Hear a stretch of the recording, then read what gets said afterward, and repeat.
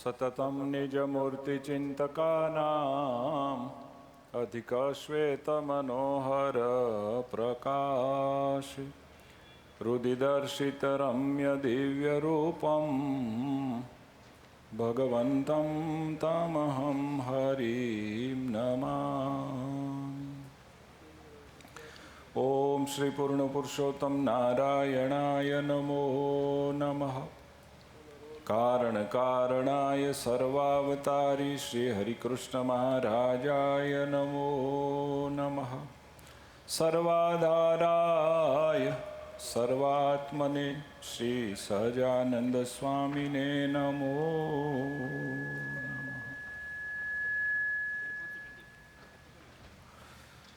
આપણા સૌના પ્રાણ આધાર પરાત્પર પૂર્ણ પુરુષોત્તમ ભગવાન શ્રી સ્વામિનારાયણ આપણને સૌને શ્રીમદ સત્સંગી જીવન ગ્રંથરાજની સુમધુર કથા સંભળાવી રહેલા વ્યાસ સ્વરૂપ વક્તા મહોદય પરમ પૂજ્યપાદ સદગુરુવર્ય શ્રી નિત્ય સ્વરૂપ દાસજી સ્વામી, આપણા વડતાલ ગાદી પીઠાધીશ્વર વર્તમાન આચાર્ય પ્રવર શ્રી રાકેશ પ્રસાદજી મહારાજ,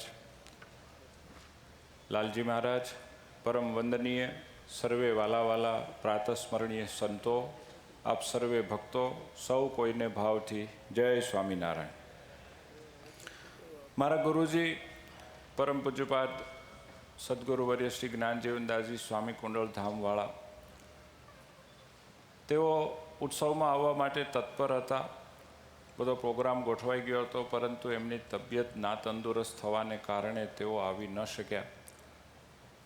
તેઓ ભલે આવી નથી શક્યા, પરંતુ તેમણે તેમના હૃદયની ખૂબ જ પ્રસન્નતા અને સર્વે શુભકામનાઓ પરમ પૂજ્ય નિત્ય સ્વરૂપદાસજી સ્વામી અને એમના સારાએ સંત મંડળને, આ સારાએ મહોત્સવને આપી છે. દિલથી એમણે સૌ કોઈને ભાવથી જય સ્વામિનારાયણ કહ્યા છે. વાલા ભક્તો, મંદિરની વાત ખૂબ થઈ છે. આ મહોત્સવ વિશે પણ બહુ વાત થઈ છે. મને એક બે વાત એ વિચારોમાં આવી રહી છે કે આ બધું જ થઈ રહ્યું છે એના મૂળમાં શું? મહુવાઈ હતું, આ પ્રાંત હતો, પરંતુ આજે જે મને ને તમને અહીંયા આશ્ચર્ય ઉપજે છે, આનું મૂળ રીઝન શું છે? મને લાગે છે જેમણે આ મંદિરનું નિર્માણ કર્યું, જેમણે અહીંયા આ પ્રાંતમાં એમના માર્ગદર્શન મુજબ ખૂબ બધો સત્સંગ વધાર્યો, એવા આપણા સૌના લાડીલા પરમ પૂજ્યપાદ નિત્ય સ્વરૂપ દાસજી સ્વામીની નિષ્ઠા આના પાયામાં કામ કરે છે. સર્વોપરી સ્વામિનારાયણ ભગવાન પરત્વે જે એમની નિષ્ઠા છે, સ્વામિનારાયણ ભગવાનને ભજવા અને ભજાવવાનું જે એમને તાન છે, મહારાજને ઓળખવાનું અને ઓળખાવવાનું જે એમને દિલમાં તાન ઉભરાય છે, મને લાગે છે એને કારણે આ બધું જ શક્ય બને છે. આજ સ્વામિનારાયણ સંપ્રદાયમાં સૌથી વધુ કોઈ સંત દિવસ રાત જોયા વિના, પોતાના શરીરને જોયા વિના મહેનત કરતા હોય અને સ્વામિનારાયણ ભગવાનને ઓળખાવતા હોય તો એ છે પૂજ્યપાદ સદગુરુવર્ય નિત્ય સ્વરૂપદાસજી સ્વામી. આ બધું હોવા ઉપરાંત મને લાગે છે પૂજ્ય સ્વામીજીની એક ખાસિયત આંખે ઉડીને વળગે, જે મારે તમારે ધ્યાનમાં લેવી જ જોઈએ. એ આટલા શક્તિશાળી છે, તેઓ આટલા સારા સુંદર મજાના કાર્યો કરી રહ્યા છે, તેમ છતાં પણ ભગવાન સ્વામિનારાયણે પ્રવર્તાવેલ જે આ આપણો ઓરિજિનલ મૂળ સંપ્રદાય છે, એની પરંપરાને, એની ઓરિજિનલ રીતિભાતીને સંપૂર્ણપણે વળગી રહેલા પૂજ્ય સ્વામીજી છે. આપણા મૂળ મંદિરો, આપણી મૂળ બે આચાર્ય પરંપરાની ગાદી, શિક્ષાપત્રી, આપણા ઓરિજિનલ શાસ્ત્રો, એ બધાને ધ્યાનમાં રાખી, કેન્દ્રમાં રાખી અને પૂજ્ય સ્વામી આ સત્સંગની સારી એ પ્રવૃત્તિ કરે છે. અને એટલે જ મને લાગે છે આજ વાલા મહારાજ એમની વારે એમની સહાયમાં એમની જે ભાવનાઓ અને ઈચ્છાઓ છે એ પ્રમાણે આ સત્સંગનો ખૂબ ઉત્કર્ષ કરી રહ્યા છે. આવા મોટા સારા કાર્યો થાય એ તો મને ને તમને દેખાય, પરંતુ વાલા ભાઈઓ એ બહુ બાહ્ય દ્રષ્ટિ છે. એ કાર્યો થવા ઉપરાંત હંમેશા ભગવાનની આજ્ઞા અને ઉપાસના પરાયણ રહેવું, એ આજ્ઞા અને ઉપાસનાનો ચીલો ચૂકાઈ ન જાય એવી જે ધરબીને નિષ્ઠા દ્રઢ રાખવી, સાધુતા દ્રઢ રાખવી, એ કામ સૌથી અઘરું છે. અને એ કામ પૂજ્ય નિત્ય સ્વરૂપદાસજી સ્વામી ખૂબ સારી રીતે સુપેરે જાળવી રહ્યા છે. વાલા ભક્તો, આ એ પ્રાંત છે કે જ્યાં સ્વામિનારાયણ ભગવાન વખતમાં ખૂબ સારો સત્સંગ હતો. હવે આજે ફરી એક વખત પૂજ્ય નિત્ય સ્વરૂપદાસજી સ્વામી અને એમના સંતોના વિચરણથી, એમના અથાગ પ્રયત્નોથી ફરી એક વખત ગામડે શહેરે નૂતન મંદિરો નિર્માણ પામે છે. એના કરતાં બહુ જ મોટી મહત્ત્વની વાત છે કે સ્વામી અનેક લોકોને સ્વામિનારાયણ ભગવાન સાથે, સ્વામિનારાયણ ભગવાને સ્થાપેલા મૂળ સંપ્રદાય સાથે જોડી અને આ સત્સંગને લીલો નવ પલ્લવિત કરી રહ્યા છે. મહારાજ વખતે કેવા ભક્તો હતા અને એ કેવી નિષ્ઠા રાખતા હતા એનો એક પ્રસંગ આ જ પ્રાંતનો ખૂબ સરસ છે. આ પ્રાંતમાં એક ગામ, એનું નામ જોલાપર છે. જોલાપરમાં આહિરનું ખોળિયું જેને પ્રાપ્ત થયું હતું એવા એક રાઘા ભગત રહેતા હતા. એમના ગુરુ એ જમાનાના એક બાવાજી હતા. એ બાવાજી તંત્ર મંત્રના એટલા ઉચ્ચ જાણકાર હતા કે ગારાના ઘોડા, બળદ, ગાડા અને એના ઉપર અસવારો બનાવે અને પછી મંત્ર ફૂકે તો એ ગારાના ઘોડેસવારો આમને સામને લડાઈ લે, આવા એ તાંત્રિક માંત્રિક હતા. એમના આ શિષ્ય હતા. એક વખત એવું બન્યું, એ રાઘા ભગતના સ્વામિનારાયણ સંપ્રદાયના એક મોવડી હરિભગત, બાર પટોળીવાળા કાળુ વાવડિયા, એમની ભાણેજ સાથે થયા. એ સ્વામિનારાયણ ભગવાનના ચુસ્ત સત્સંગી બેન પરણીને અહીંયા સાસરે આવ્યા. એમના ઉપર એવો આગ્રહ કરવામાં આવ્યો કે તમારે અમારા જે નાત ગુરુ છે એને પગે લાગવા જવું પડશે. પેલા સત્સંગી બેને બે હાથ જોડીને અતિ વિનમ્રતાથી એવું કહ્યું કે હું પરપુરુષનો સ્પર્શ કરતી નથી, હું પતિવ્રતા નારી છું, તમે મને એવો આગ્રહ ન કરશો. જ્યારે એ બેન કોઈ પણ સંજોગોમાં માન્યા નહીં ત્યારે રાઘા ભગતના જે ગુરુ હતા એ બહુ જ ખફા થયા, બહુ જ ખીજાણા. રાઘા ભગતને ઘણો ઠપકો દીધો, નાચના બીજા ત્રીજાને ઠપકો દીધો અને છેવટે એમણે એમની મંત્ર વિદ્યા વાપરવા માટે એમ કીધું કે જો એ બાઈ મને પગે લાગવા નહીં આવે, મારા પગમાં નહીં પડે તો હું એને ચકલી કરીને ઉડાડી મૂકીશ.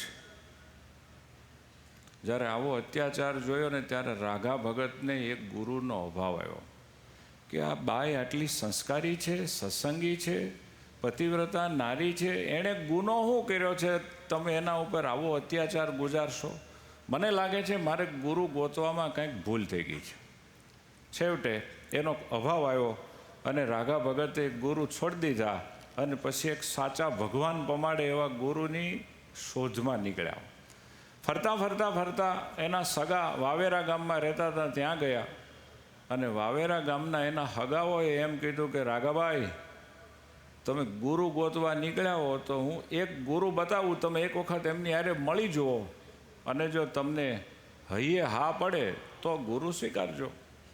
અને ભગવાન સ્વામિનારાયણની કૃપાથી એ જ દિવસોમાં સ્વામિનારાયણ ભગવાનની સંપૂર્ણ સર્વોપરી નિષ્ઠાવાળા, વાણી અને વર્તન જેના એક હતા એવા રાઘવાનંદ સ્વામી ત્યાં વિચરણ કરતા આવેલા. પેલા ભાઈ રાઘાભાઈ રાઘવાનંદ સ્વામીને મળવા આવ્યા, પગે લાગ્યા, બેઠા, સ્વામીની કથા વાર્તા સાંભળી, સ્વામીના શિષ્યોને જોયા, સ્વામીના વાણી અને વર્તનમાં કેટલી એકતા છે એ બધું ઝીણી નજરે નિહાળ્યું અને ખરેખર એના દિલમાં શાંતિ થઈ.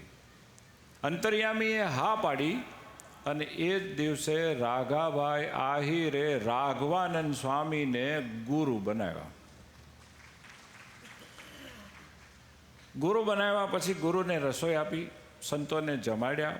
5 દિવસ ફરી વખત એ સંતનો લાભ લેવા માટે ત્યાં રોકાણા અને 5 દિવસ દરમિયાન ગુરુ કૃપાથી એ રાઘાભાઈ આહિરને સ્વામિનારાયણ ભગવાનનો સર્વોપરી પરબ્રહ્મ પરમાત્મા તરીકે નિશ્ચય થઈ ગયો.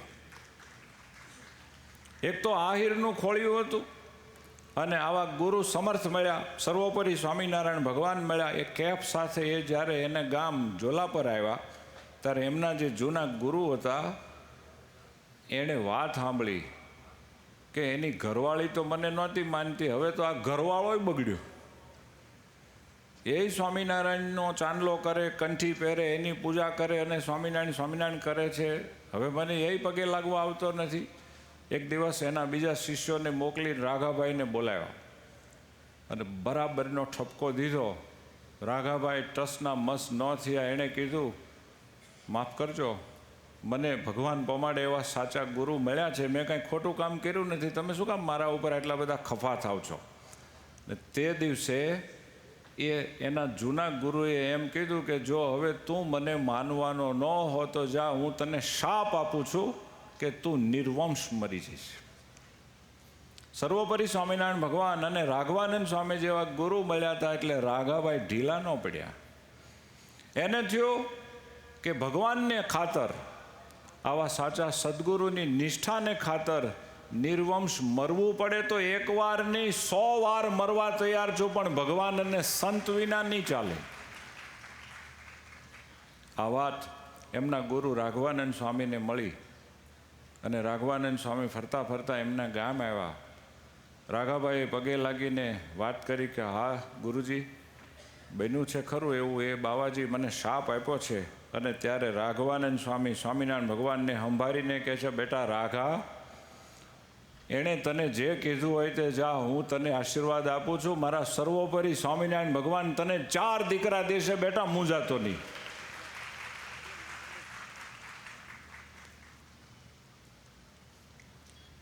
ગુરુ કૃપાથી રાઘાભાઈ ધન થઈ ગયા. પણ રાઘવાનંદ સ્વામીએ એક આજ્ઞા કરી કે બેટા રાઘા, હવે આવા ગામમાં તું રહીશ નહીં, અહીં તને હક નહીં આવે. જો મારું માન તો તું કોવાએ રહેવા જતો રહે, ત્યાં બહુ સારો સત્સંગ મળશે, તને બહુ શાંતિ થશે, તારો પરિવાર પણ બહુ સુખી થશે. ગુરુનું વચન માનીને રાઘાભાઈ કોવાએ રહેવા જતા રહ્યા. ભગવાન સ્વામિનારાયણે એક સંતના વચનને સિદ્ધ કરવા માટે દયા કરી. રાઘાભાઈના ઘરે સ્વામિનારાયણ ભગવાનની કૃપાથી દીકરો જન્મ્યો. એના ધર્મપત્ની હતા, એને એમ થયું કે તમે જો નવરા હો તો આપણે બેય જઈને, તમે ફ્રી ન હો તો હું સ્વામિનારાયણ ભગવાનને આ દીકરાને પગે લગાડી આવું, કે અત્યારે મારાથી નીકળાશે નહીં, તું જા. એ બેન એના દીકરાને લઈને ગઢડે સ્વામિનારાયણ ભગવાન પાસે આવ્યા.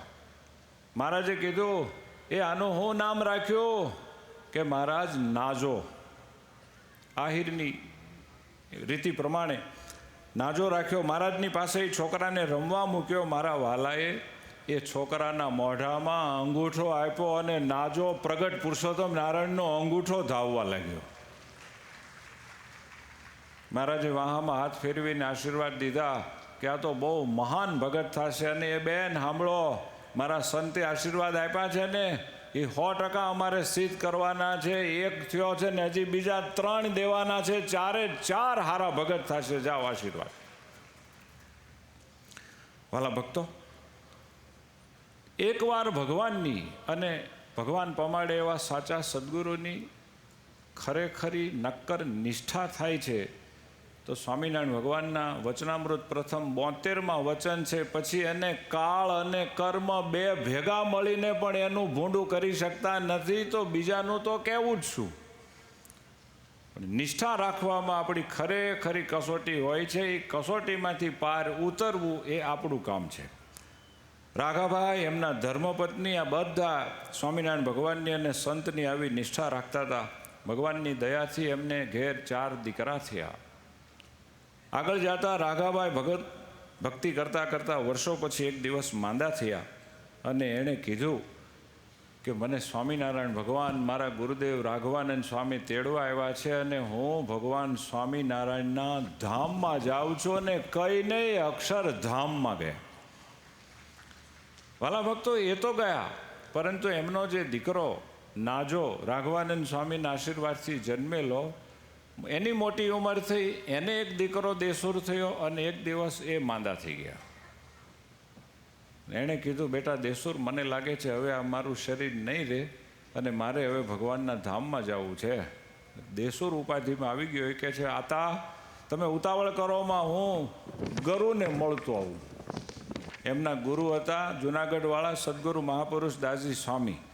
દેસુર મહાપુરુષ દાસજી સ્વામી પાસે ગયો અને કહે છે, સ્વામી કાંઈક કૃપા કરો, આ કાળ વર છે મારો, આ તો ધામમાં જવા ઉતાવળા થયા છે, અમારે નાતને જમાડવી પડે, કાળ વરમાં મારે બહુ મુશ્કેલી પડશે, તમે કાંઈક આમાં રસ્તો કાઢી દો. હવે તમે સ્વામિનારાયણ ભગવાન અને એના સાચા સાધુઓની આ દિવ્યતા જુઓ. કે બેટા તારે મુશ્કેલી હોય તો જાઓ, હું મહારાજને પ્રાર્થના કરું છું, તારા આતાને કહેજે હું જ્યારે તમારા ગામ કોવાએ આવું એ પહેલાં સ્વામિનારાયણ ભગવાન નાજા તારા આતાને નહીં લઈ જાય. જા, હું કહું છું.